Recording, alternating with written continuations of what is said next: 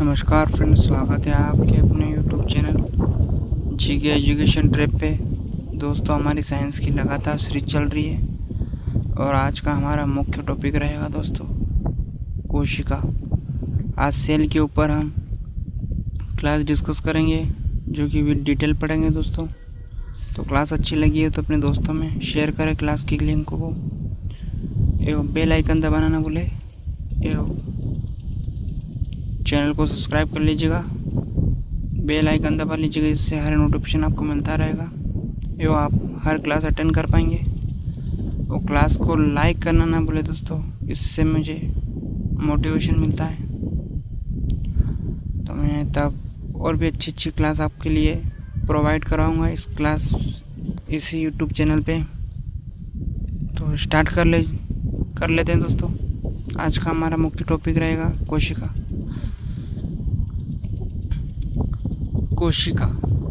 कोशिका से दोस्तों मिलके बन के उत्तक बनता है दोस्तों। कोशिका से ही उत्तक बनता है एवं कोशिकाओं में केंद्रक होता है, जो कि बीच में कोशिका में केंद्रक होता है और केंद्रक में ही गुणसूत्र पाए जाते हैं दोस्तों। एक गुणसूत्र में डीएनए प्लस आरएनए पाया जाता है। डीएनए जीनेटिक्स बन जाता है, जीन से डीएनए से दोस्तों जीनेटिक्स बन जाता है। फिर कोशिका सेल, इसके अध्ययन को साइटोलॉजी कहते हैं दोस्तों। कोशिका के अध्ययन को हम क्या कहते हैं? साइटोलॉजी। प्रत्येक सजीव की संरचनात्मक एक क्रियात्मक इकाई को कोशिका कहा जाता है। प्रत्येक सजीव की संरचनात्मक क्रियात्मक इकाई को हम कोशिका कहते हैं। कोशिका का अध्ययन विज्ञान की साइटोलॉजी शाखा में किया जाता है। कोशिका की खोज दोस्तों सन 1665 ईस्वी में रॉबर्ट हुक के द्वारा की गई। इन्होंने पादप की कारक में सर्वप्रथम कोशिका को देखा था। रॉबर्ट हुक ने स्वनिर्मित सूक्ष्मदर्शी से इस कारकों को देखा तो उन्हें मधुमक्खी के छत्ते के समान आकृति दिखाई दी, जिन्हें सेल्यूली कहा। बाद में इन्हें कोशिका का नाम दिया गया। रॉबर्ट हुक ने सबसे पहले इसे सेल्यूलिन कहा गया था, बाद में इन्हें कोशिका का नाम दिया गया दोस्तों। ई माइक्रोग्राफी पुस्तक में इनका वर्णन मिलता है, जो कि रॉबर्ट हुक की पुस्तक है। पहले सेल्यूली फिर कोशिका का नाम दिया रॉबर्ट हुक जी ने। बाद में पता लगा कि रॉबर्ट हुक ने जो कोशिका देखी थी वो वास्तव में मृत कोशिका थी। उन्होंने कोशिका भित्ति को देखा हुआ जीवित कोशिका को सर्वप्रथम किसने देखा? तो एंटोनियो वान लियोनहार्क ने 1674 ईस्वी में माइक्रोबायोलॉजी का जनक। जीवित कोशिका को सर्वप्रथम किसने देखा था दोस्तों? एंटोनियो वान लियोनहार्क ने 1674 ईस्वी में। और इसकी शाखा को माइक्रोबायोलॉजी का जनक कहते हैं। माइक्रोबायोलॉजी किसे कहते हैं दोस्तों? जो सूक्ष्म चीज़ों को देखने के लिए, जैसे वायरस है, बैक्टीरिया है, कवक है, फंगल है, इनको देखने के लिए माइक्रोबायोलॉजी का वर्णन किया था। उन्होंने जीवाणु, प्रोटोजोआ, आरबीसी आदि कोशिकाओं को देखा। स्पर्म शुक्राणु की कोशिकाओं को भी देखा था। तालाब का पानी, नदी, झीलों व दांतों का मेल में जीवित कोशिका को खोजा। कोशिका का आकार व आकृति है। जंतु जगत की सबसे बड़ी कोशिका शुतुरमुर्ग का अंडा, और ना उड़ने वाला पक्षी दोस्तों है शुतुरमुर्ग। जंतु जगत की सबसे छोटी कोशिका है माइकोप्लाज्मा गैलीसेप्टिकम। दोस्तों क्लास को लाइक कर दीजिएगा, आपके लिए बहुत मेहनत करते हैं दोस्तों। प्लीज़ एक रिक्वेस्ट है, लाइक कर दीजिएगा दोस्तों। मानव शरीर की सबसे बड़ी कोशिका अंडाणु, मानव शरीर की सबसे छोटी कोशिका स्पर्म शुक्राणु दोस्तों। मानव शरीर की सबसे लंबी कोशिका है न्यूरॉन, जो कि 90 सेंटीमीटर। कोशिका की आकृति अलग अलग प्रकार की होती है, गोलाकार दोस्तों एवं अंडाकार, छड़नुमा एवं तस्तरी नुमा दोस्तों। आरबीसी का आकृति दोस्तों, आरबीसी की आकृति है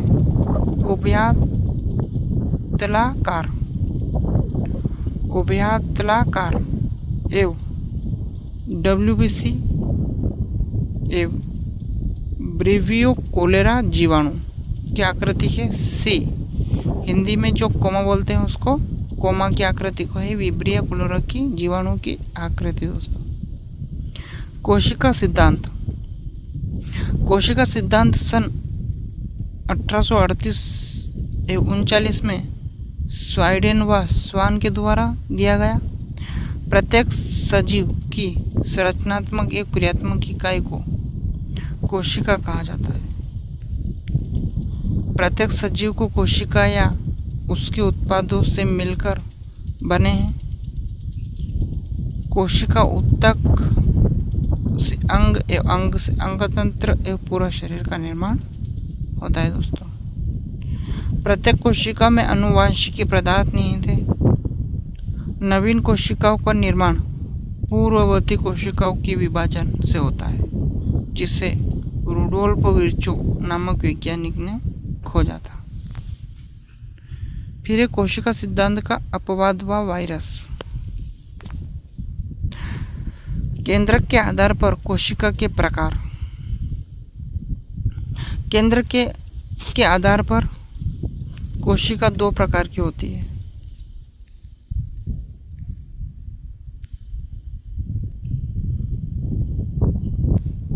सॉरी दोस्तों, पहले ये पढ़ लेते हैं। केंद्रक के आधार पर कोशिका के प्रकार हैं। ये कोशिका सिद्धांत का अपवाद है वायरस। तो वायरस की खोज दोस्तों पहले की थी इवानोवस्की। इसका अध्ययन वायरोलॉजी में किया जाता है एवं सूक्ष्म जीव होता है। इसे सजीव व निर्जीव के बीच की कड़ी माना जाता है दोस्तों। पहले दोस्तों ये निर्जीव होता है और जैसे ही किसी मानव शरीर में के अंदर प्रवेश होता है दोस्तों इनका, तब से गति में वृद्धि होने लगती है एवं इनके जनक है अलैंगिक। और ये पहले निर्जीव होती है दोस्तों और मानव शरीर में सजीवों की तरह कार्य करती है। वायरस ये आनुवंशिक पदार्थ है। वायरस एक आनुवंशिक पदार्थ है जो डीएनए या आरएनए कोई एक पाया जाता है। वायरस में डीएनए पाया जाएगा या आरएनए पाया जाएगा। फिर देख लें दोस्तों, केंद्रक के आधार पर कोशिका के प्रकार को। केंद्रक के आधार पर कोशिका दो प्रकार की होती है, प्रोकैरियोटिक कोशिका एवं यूकैरियोटिक कोशिका। प्रो का अर्थ है अविकसित एवं कैरियोन का अर्थ है केंद्रक।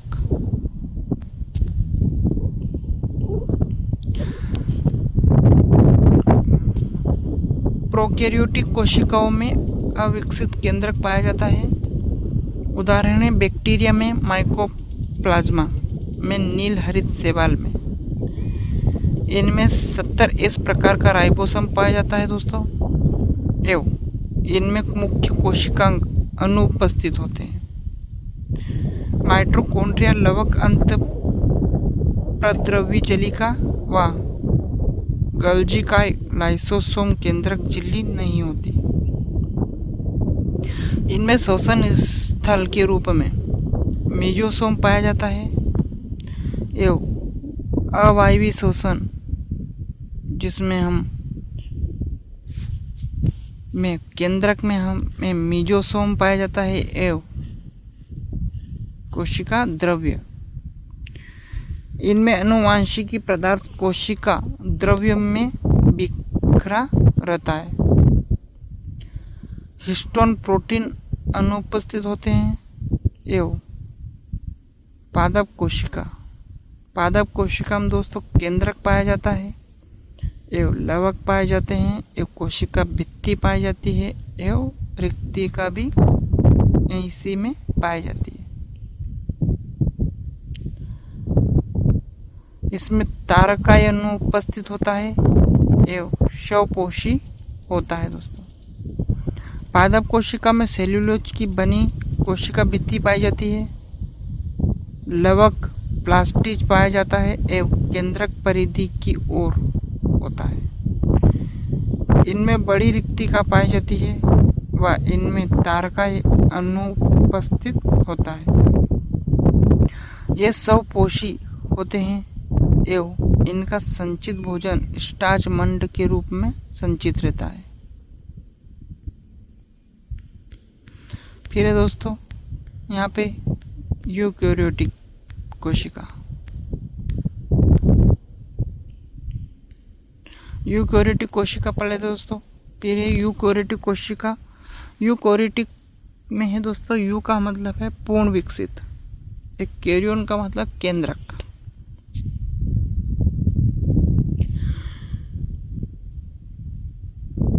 इसमें पूर्ण विकसित केंद्रक पाया जाता है। उदाहरण है उच्च वर्ग के प्राणी मनुष्य एवं इनमें 70S व 80S प्रकार का राइबोसोम पाया जाता है दोस्तों। इनमें सभी कोशिका उपस्थित होते हैं। दोस्तों केंद्रक पाया जाता है, इसमें केंद्रिका पाया जाता है इसमें एवं माइटोकॉन्ड्रिया, लाइसोसोम एवं अंतर द्रव्य जलिका एवं गोल्जिकाएं भी इसमें पाया जाता है। इनमें शोषण स्थल के रूप में माइटोकॉन्ड्रिया पाया जाता है एवं वायवीय शोषण होता है दोस्तों। इनमें अनुवांशिक पदार्थ मुख्यतः केंद्रक में पाया जाता है जो कि हिस्टोन प्रोटीन उपस्थित होती है। जंतु कोशिका, तारकाय पाया जाता है जंतु कोशिका में एवं रिक्तिका पाई जाती है एवं कोशिका झिल्ली पाई जाती है दोस्तों। एक केंद्रक पाया जाता है। लवक अनुपस्थित होता है इसमें। परपोषी होते हैं। संचित भोजन ग्लाइकोजन के रूप में है और इनमें कोशिका भित्ति अनुपस्थित होता है। इनमें लवक अनुपस्थित होता है। केंद्रक मध्य में होता है और इनमें रिक्तिका छोटी या अनुपस्थित होती है। छोटी होती है, अनुपस्थित होती ही नहीं है दोस्तों। तारकाय उपस्थित होता है और ये परपोषी होते हैं। इनका संचित भोजन ग्लाइकोजन के रूप में होता है दोस्तों। मनुष्य में यूकैरियोटिक कोशिका होती है। मनुष्य में लगभग 37 ट्रिलियन कोशिकाएं पाई जाती है। मनुष्य बहुकोशिकीय जीव है एवं अमीबा में पैरामीशियम, यूग्लिना, प्लाज्मोडियम ये सभी एक कोशिकीय जीव है। कोशिका में पाए जाने वाले मुख्य कोशिकांग ये दोस्तों कोशिका भित्ति, सेल वॉल। कोशिका भित्ति केवल पादप कोशिका में पाई जाती है। जंतु कोशिकाओं में कोशिका भित्ति अनुपस्थित होती है। कोशिका भित्ति सेल्यूलोज एवं कार्बोहाइड्रेट एवं पॉलीसेकेराइड। कार्बोहाइड्रेट कैसा दोस्तों? वो है पॉलीसेकेराइड। कार्बोहाइड्रेट 3 प्रकार के होते हैं, डाइसेकेराइड, मोनोसेकेराइड एवं पॉलीसेकेराइड। तो ये किसकी बनी होती है कोशिका भित्ति दोस्तों? सेल्यूलोज की एवं कार्बोहाइड्रेट पाई जाता है। कार्बोहाइड्रेट कैसा होता है? पॉलीसेकेराइड की बनी होती है। इसमें कोशिका भित्ति होती है दोस्तों एवं कोशिका झिल्ली एवं कोशिका द्रव्य पाया जाता है। कवकों की कोशिका भित्ति काइटिन की बनी होती है एवं cellulose plus hemicellulose plus pectin एवं कैल्शियम प्लस मैग्नीशियम से मिलकर बनी होती है दोस्तों।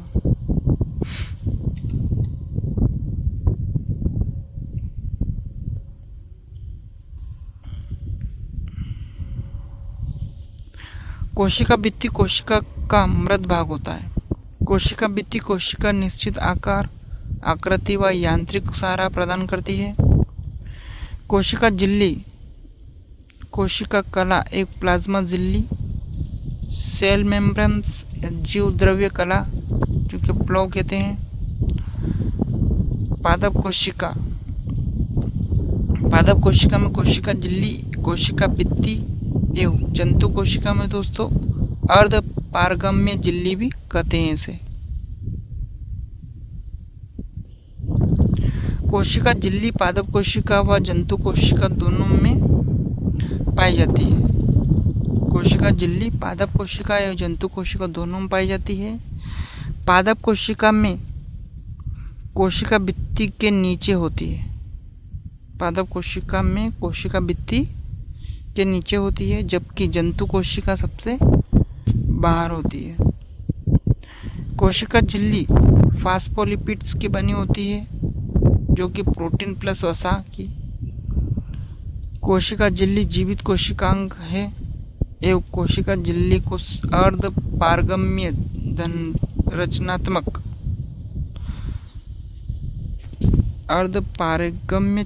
चयनात्मक झिल्ली कहते हैं। गैसों का आदान प्रदान विसरण विधि द्वारा होता है एवं द्रव्य पदार्थों का आदान प्रदान परासरण विधि द्वारा होता है। कार्य कोशिका को निश्चित आकार व आकृति प्रदान करती है दोस्तों। कोशिका झिल्ली कोशिका को निश्चित आकार व आकृति प्रदान करती है। यह कोशिकांगों को बांधे रखती है एवं पदार्थों को अंदर बाहर जाने पर चयन करती है। फेगोसाइटोसिस ठोस पदार्थों का अंदर जाना। पिनोसाइटोसिस तरल पदार्थों का संग्रह करना। कोशिका द्रव्य कोशिका झिल्ली व केंद्रक के मध्य के द्रव्य को कोशिका द्रव्य कहते हैं। केंद्रक द्रव्य केंद्रक के अंदर के द्रव्य को केंद्रक द्रव्य कहते हैं। एवं जीव द्रव्य प्रोटोप्लाज्मा कोशिका द्रव्य प्लस केंद्रक द्रव्य बराबर जीव द्रव्य। कोशिका द्रव्य और केंद्रक द्रव्य मिलके ही जीव द्रव्य बनता है दोस्तों। फिर एक चित्र डायग्राम देख सकते हैं दोस्तों। यहाँ पे कोशिका द्रव्य पाया जाता है यहाँ पे और साइटोप्लाज्मा। फिर है केंद्रक में दोस्तों केंद्रक द्रव्य एवं गुणसूत्र पाए जाते हैं। केंद्रिका में केंद्रक द्रव्य एक गुणसूत्र भी इसी में पाए जाते हैं। फिर है कोशिका झिल्ली के अंदर दोस्तों कोशिकांग पाया जाता है। कोशिका झिल्ली पाई जाती है, केंद्रक झिल्ली भी यहाँ पे पाई जाती है। नाम दिया था दोस्तों, नाम दिया था पोर्केंज नामक वैज्ञानिक ने दिया था। कोशिका में पाए जाने वाले समस्त द्रव्यों को जीव द्रव्य कहते हैं। हेक्सले ने जीव द्रव्य को जीवन का भौतिक आधार माना। ये जीव द्रव्य में जल 75 से 85% दोस्तों, जीव द्रव्य में जल पाया जाता है दोस्तों 75 से 85%। प्रोटीन पाया जाता है 7 से 9%। एवं कार्बोहाइड्रेट 2.5% 2.5% दोस्तों। एवं वसा पाई जाती है यहाँ पे 1.5%, 1.5% दोस्तों। वसा यहाँ पे 1.5% पाई जाती है। एवं अकार्बनिक पदार्थ यहाँ पे 1 से 1.5%। RNA 7% एवं DNA 4% DNA पाया जाता है दोस्तों जीव द्रव्य में। यूकैरियोटिक कोशिका, कोशिका में पाए जाने वाले मुख्य कोशिकांग है दोहरी झिल्ली युक्त कोशिकांग। माइटोकॉन्ड्रिया, सूत्रकणिका, माइटोकॉन्ड्रिया में डीएनए आरएनए पाया जाता है।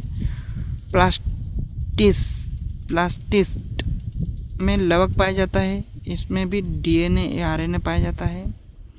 एवं न्यूक्लियस में केंद्रक पाया जाता है और इनमें भी डीएनए व आरएनए उपस्थित होता है दोस्तों। माइटोकॉन्ड्रिया सूत्रकणिका पावर हाउस ऑफ सेल सर्वप्रथम किसने देखा? तो कोलिकर नामक वैज्ञानिक ने देखा। ये वास्तविक खोज करता है दोस्तों अल्टमान बायोप्लास्ट।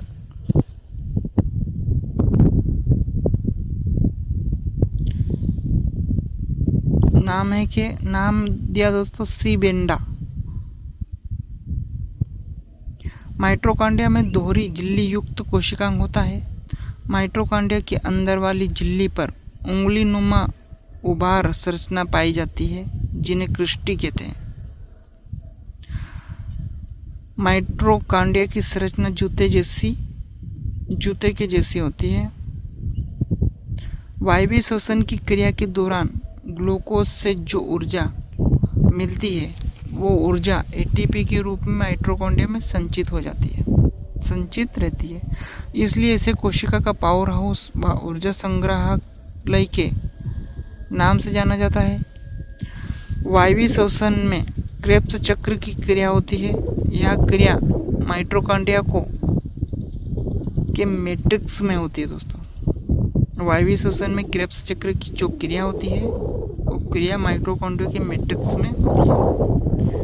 ईटीएस चक्र की क्रिया माइटोकॉन्ड्रिया की क्रिस्टी पर होती है। एक कोशिका में एक से अधिक माइटोकॉन्ड्रिया हो सकते हैं। माइटोकॉन्ड्रिया में अपना खुद का डीएनए पाया जाता है।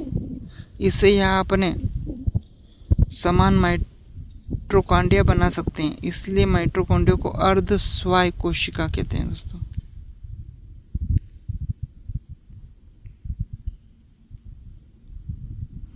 चित्र देख सकते हैं दोस्तों आप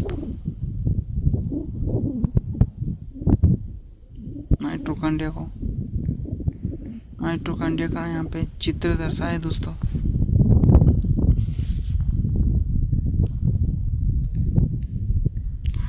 फिर है प्लास्टिड लवक, खोजे हेंकेल नामक वैज्ञानिक। लवक केवल पादप कोशिका में पाया जाता है, जंतु कोशिका में लवक अनुपस्थित होता है। लवक दोहरी झिल्ली युक्त कोशिकांग होता है एवं लवक पौधों में प्रकाश संश्लेषण के लिए आवश्यक कोशिकांग है।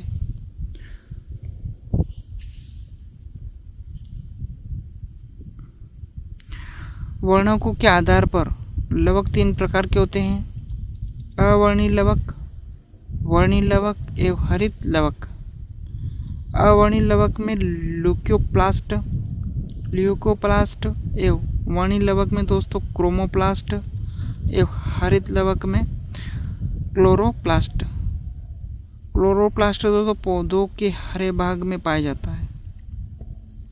अवर्णीय लवक जो कि ल्यूकोप्लास्ट, यह लवक मुख्य पौधों के उन भागों में पाया जाता है जो भाग प्रकाश से वंचित रह जाते हैं। उदाहरण जड़ों, बीजों में, भूमिगत तनों में आदि। अवर्णीय लवक के कुछ भाग है दोस्तों यहाँ पे। एमाइलोप्लास्ट जो कि स्टार्च में संचय होता है। फिर एलोरोप्लास्ट जो कि प्रोटीन संचय में काम आता है। एवं इलाइयोप्लास्ट वसा व तेल का भंडारण। फिर है वर्णीय लवक क्रोमोप्लास्ट। यह लवक पौधों के उन भागों में पाया जाता है जो भाग रंगीन दिखाई देते हैं, हरे रंग को छोड़कर। टमाटर का लाल रंग लाइकोपिन वर्णक, चुकंदर लाल रंग व विटामिन वर्णक, गाजर का लाल रंग कैरोटीन वर्णक एवं पीले रंगों के लिए जेंथोफिल वर्णक। हरित लवक क्लोरोप्लास्ट। शब्द दिया था दोस्तों सिम्पर ने, सिम्पर नामक वैज्ञानिक जी ने यहाँ पे क्लोरोप्लास्ट शब्द दिया था। यह लवक पादप के हरे भागों में पाया जाता है। यह प्रकाश संश्लेषण के लिए महत्वपूर्ण घटक है। हरित लवक में पर्णहरित पाया जाता है एवं क्लोरोप्लास्ट में क्लोरोफिल उपस्थित होता है। क्लोरोफिल में मैग्नीशियम एवं मैग्नीशियम धातु पाई जाती है।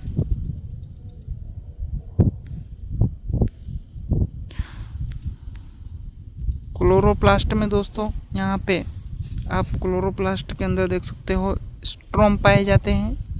यह अप्रकाशीय भाग है। अभिक्रिया स्ट्रोम करते हैं दोस्तों अप्रकाशीय अभिक्रिया। एवं यहाँ पे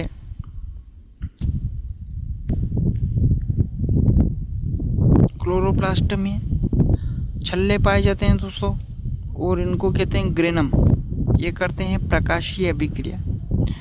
एवं क्लोरोप्लास्ट में दोस्तों का खुद का डीएनए, आरएनए एवं प्रोटीन भी क्लोरोप्लास्ट में पाया जाता है।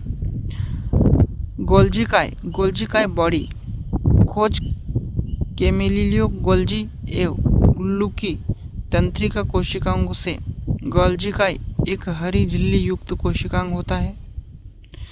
गोल्जिकाई नलिकाकार संरचनाएं होती है एवं गोल्जिकाई को कोशिका का मुख्य स्रावी कोशिकांग माना जाता है। गोल्जिकाई को यातायात प्रबंधक कहा जाता है एवं गोल्जिकाई एक्रोसोम का निर्माण करती है एवं गोल्जिकाई लाइसोसोम का निर्माण करती है एवं एक्रोसोम। गोल्जिकाई को यातायात प्रबंध कहते हैं एवं गोल्जिकाई एक्रोसोम का निर्माण करती है एवं एक्रोसोम यहाँ पे दर्शाया चित्र में दोस्तों एवं शुक्राणु।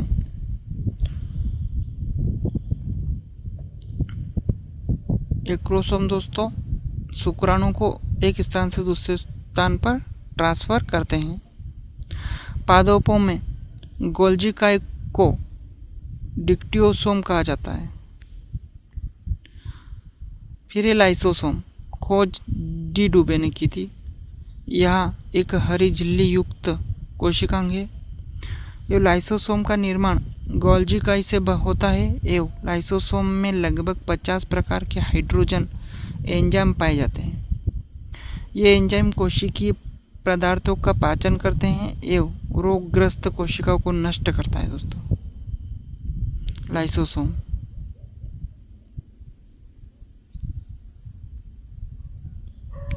कभी कभी लाइसोसोम की झिल्ली फट जाने से सभी एंजाइम कोशिकाओं में आकर पूरी कोशिकाओं को ही पचा जाते हैं। इसलिए इसे आत्मघाती व सुसाइडल वेग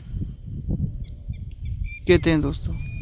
निषेचन में सहायता कोशिका विभाजन में सहायता करता है।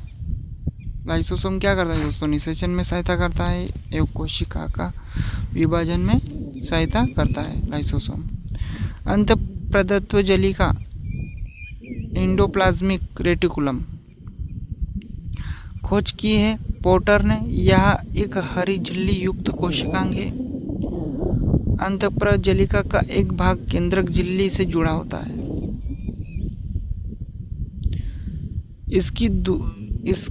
जबकि दूसरा भाग कोशिका झिल्ली से जुड़ा होता है एवं कोशिका का अंतकाल बनाकर कोशिका को निश्चित आकार प्रदान करता है। यह केंद्रक एवं कोशिका झिल्ली के बीच पदार्थों के आवागमन हेतु मार्ग प्रदान करता है। अंतःप्रदत्वी जलिका दो प्रकार की होती है एवं खुरदरी अंतःप्रदा जलिका। इस पर राइबोसोम के कण लगे होते हैं, इसलिए इसे खुरदरी अंतःप्रदा जलिका कहते हैं। कार्य प्रोटीन संश्लेषण का कार्य होता है। चिकनी अंतःप्रजलिका, इस पर राइबोसोम के कण नहीं पाए जाते। कार्य है वसा स्टेरॉइड ग्लाइकोजन आदि के संश्लेषण के लिए स्थान प्रदान करती है। राइबोसोम मुख्य कार्य है, प्रोटीन निर्माण का कार्य करता है राइबोसोम, इसे हम प्रोटीन की फैक्ट्री कहते हैं। खोजे पेलोड, राइबोसोम झिल्ली रहित कोशिकांग होता है। ये राइबोसोम सबसे छोटा कोशिकांग होता है दोस्तों। राइबोसोम दो प्रकार के होते हैं, 70S एवं 80S, 70 एवं 80S के दोनों के। 70S एवं 80S यह प्रोकैरियोटिक कोशिकाओं में पाया जाता है। इसकी दो उप इकाई होती है, 50S एवं 30S एवं 80S या यूकैरियोटिक कोशिकाओं में पाया जाता है। इसकी दो उप इकाई होती है दोस्तों, 60S एवं 40S। तारकाई सेंट्रोसोम डी बावेरी नामक वैज्ञानिक ने किया। सेंट्रोसोम मुख्य जंतु कोशिकाओं में पाया जाता है और कुछ शैवालों में पाया जाता है। यह केंद्रक के समीप स्थित होता है। यह झिल्ली रहित कोशिकांग है, बिना झिल्ली नुमा युक्त। यह कोशिका रहित कोशिकांग है, बिना झिल्ली युक्त कोशिकांग। कार्य कोशिका विभाजन के समय टूर्क तंतु का निर्माण करता है या कोशिका विभाजन में सहायता करता है। फिर रिक्तिका दोस्तों, खोजे डोजाडिन नामक वैज्ञानिक ने की थी रिक्तिका की खोज। एवं रिक्तिका एक हरी झिल्ली युक्त कोशिकांग है। यह पादप कोशिका में बड़ी होती है, जबकि जंतु कोशिका में रिक्तिका छोटी होती है। आप चित्र डायग्राम देख सकते हैं दोस्तों। यहाँ रिक्तिका पाई जाती है एवं रिक्तिका के किनारों पे टोनोप्लास्ट झिल्ली का आवरण होता है एवं रिक्तिका के अंदर कोशिका रस पाया जाता है दोस्तों।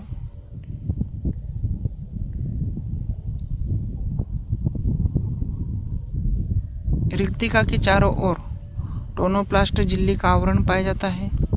कार्य मुख्य खाद्य पदार्थों का संग्रहण करना एवं परासरण दाब को बनाए रखना, अपशिष्ट पदार्थों का संग्रहण करना। अमीबा नोट दोस्तों, अमीबा में खाद्य राजधानी पाई जाती है, यहाँ जहाँ भोजन का पाचन होता है।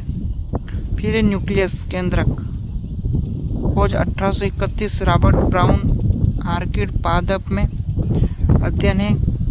कैरियोलॉजी, केंद्रक दोहरी झिल्ली युक्त कोशिकांग होता है। पादप कोशिका में केंद्रक परिधि की ओर होता है एवं जबकि जंतु कोशिका में केंद्रक मध्य में पाया जाता है। सामान्यतः एक कोशिका में एक केंद्रक होता है दोस्तों, अपवाद है कहीं इनके। आरबीसी में केंद्रक अनुपस्थित होता है। पादपों की चालनी नलिकाओं में केंद्रक अनुपस्थित होता है। पैरामीशियम में दो केंद्रक पाए जाते हैं, लेकिन ये एक कोशिकी जीव है। पैरामीशियम में दो केंद्रक पाए जाता है, लेकिन ये एक कोशिकी जीव है पैरामीशियम। केंद्रक का कार्य, केंद्रक कोशिकाओं में होने वाली समस्त जैविक क्रियाओं को कंट्रोल करता है, इसलिए केंद्रक को कोशिका का सीपीयू कहते हैं। यह कोशिका का नियंत्रण केंद्र है। केंद्रक में आनुवंशिक पदार्थ मौजूद होता है। आनुवंशिक में डीएनए एवं आरएनए से मिलकर आनुवंशिक पदार्थ बनता है दोस्तों।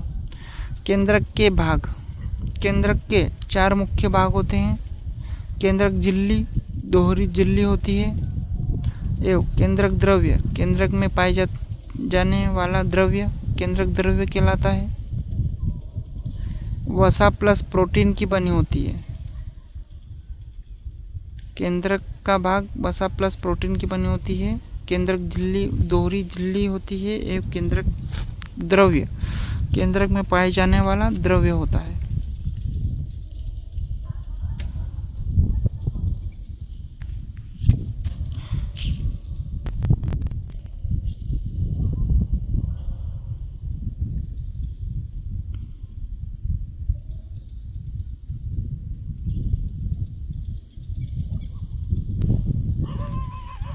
केंद्रक में दोस्तों यहाँ पे केंद्रिका पाया जाता है एवं जालनुमा पाया जाता है केंद्रक में दोस्तों, जिसे हम क्रोमेटिन जाल कहते हैं। एवं यहाँ पे सबसे बाहरी दोस्तों केंद्रक झिल्ली पाया जाता है एवं केंद्रक में केंद्रक द्रव्य पाया जाता है। केंद्रिका खोज फोंटान नामक वैज्ञानिक ने की थी। एक कार्य है राइबोसोम की उप इकाइयों का निर्माण करना। क्रोमेटिन जाल कोशिका द्रव्य में धागेनुमा प्रोटीन बनी संरचनाएं पाई जाती है, जिसे क्रोमेटिन जाल कहते हैं। यही क्रोमेटिन जाल कोशिका विभाजन के समय संघनित होकर गुणसूत्र में बदल जाता है। क्रोमोसोम एवं गुणसूत्र खोज है दोस्तों हाफ मिस्टर विस्तृत अध्ययन है। ट्रांसवर्गर एवं क्रोमोसोम नाम है वाल्डेयर ने दिया था। गुणसूत्र धागेनुमा संरचना होती है जो केंद्रक में पाई जाती है। सबसे स्पष्ट गुणसूत्र कोशिका विभाजन की मेटाफेज अवस्था में देखे जाते हैं। मानव शरीर की प्रत्येक कोशिकांग में 46 या 23 जोड़ी गुणसूत्र पाए जाते हैं दोस्तों। अपवाद शुक्राणु व अंडाणु की कोशिका में 23 गुणसूत्र पाए जाते हैं। 23 जोड़ी गुणसूत्र 22 जोड़ी गुणसूत्र पुरुषों और महिलाओं में एक समान होते हैं। इन्हें कायिक गुणसूत्र दैहिक गुणसूत्र कहते हैं। अलैंगिक गुणसूत्र ऑटोसोम कहते हैं। फिर 23वां जोड़ा पुरुष और महिलाओं में अलग अलग होता है। 23वें जोड़े को हम लिंगी गुणसूत्र कहते हैं। इससे ही एलोसोम भी कहते हैं। इससे दोस्तों 23वें जोड़ा पुरुष और महिलाओं में अलग अलग होता है एवं इसे लिंगी गुणसूत्र कहते हैं। इसमें लिंग का पता लगा जाता है कि बच्चा होगा या बच्ची, और इसे लिंगी गुणसूत्र को एलोसोम्स कहते हैं। यहाँ दोस्तों पुरुष में XY एवं महिला में XX गुणसूत्र पाए जाते हैं। लिंग निर्धारण होता है दोस्तों। यहाँ पे जब XX मिलते हैं तब दोस्तों यहाँ पे लड़की 44 + XX लड़की का जन्म होगा, और 44 + XY जब गुणसूत्र मिलेंगे तो यहाँ पे लड़के का जन्म होगा। गुणसूत्र हमेशा जोड़े में पाया जाता है। XX एवं XY गुणसूत्र की संरचना एवं बच्चे का लिंग निर्धारण दोस्तों पिता के गुणसूत्रों पर निर्भर करता है। फिर दोस्तों टीलोसोम एवं सेंट्रोसोम गुणसूत्रों को क्रोमेटिन आधा गुणसूत्र को क्रोमेटिन कहते हैं। गुणसूत्र किस किस से मिलकर बना होता है तो न्यूक्लियक अम्ल DNA + RNA। फिर है दोस्तों प्रोटीन हिस्टोन व नॉन हिस्टोन एवं आयन से दोस्तों कैल्शियम +2 आयन एवं मैग्नीशियम +2 आयन एवं सोडियम का 1 आयन दोस्तों से गुणसूत्र का निर्माण होता है। गुणसूत्र का 90% भाग DNA व हिस्टोन प्रोटीन से बना होता है। न्यूक्लिक अम्ल खोज है फ्रेडरिक व मिस्चर। न्यूक्लिक अम्ल केंद्रक में पाया जाता है एवं न्यूक्लिक अम्ल 2 प्रकार का होता है दोस्तों, DNA और RNA। DNA एवं RNA DNA का पूरा नाम है दोस्तों डीऑक्सी राइबोसोम न्यूक्लिक अम्ल। फॉर्मूला दोस्तों कार्बन 5 एवं हाइड्रोजन 10 एवं ऑक्सीजन 4। DNA स्थिति केंद्रक में दोस्तों पहले ये पढ़ लेते हैं। आरएनए राइबोसोम न्यूक्लियिकल अम्ल एवं शर्करा, राइबोसोम शर्करा। इसका सूत्र है दोस्तों कि कार्बन 5 एवं हाइड्रोजन 10 एवं ऑक्सीजन 5। डीएनए आरएनए स्थिति केंद्रक में माइटोकॉन्ड्रियल लवक एवं संरचना द्विकुंडली होती है दोस्तों, जो कि हाइड्रोजन बंध बनते हैं। डीएनए न्यूक्लियोटाइड के बहुलक से, डीएनए दोस्तों न्यूक्लियोटाइड मिल के डीएनए तैयार हो जाता है दोस्तों। आरएनए केंद्रक माइटोकॉन्ड्रियल लवक कोशिका द्रव्य में संरचना एवं एक कुंडली एक रज्जु की।